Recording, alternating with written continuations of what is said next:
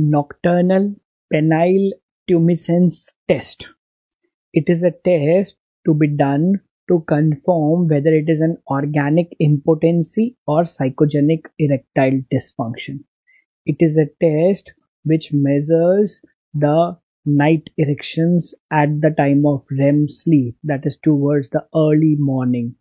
Presence of nocturnal penile tumescence rules out the organic causes of erectile dysfunction. If it is positive, that means the person is having only psychogenic erectile dysfunction. If it is negative, then the organic causes must be considered. NPT test, nocturnal penile tumescence test.